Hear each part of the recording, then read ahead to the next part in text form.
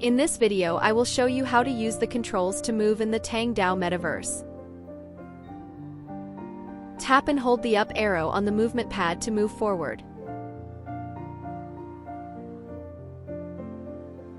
Tap and hold the down arrow on the movement pad to move backward. Tap and hold the left arrow on the movement pad to move left. Tap and hold the right arrow on the movement pad to move right. Tap the option button on the left side. Tap the sprint button to change from walk to sprint.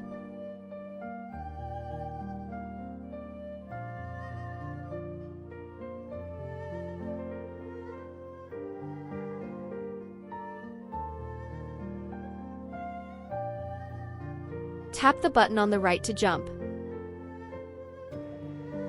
Drag right. Drag left.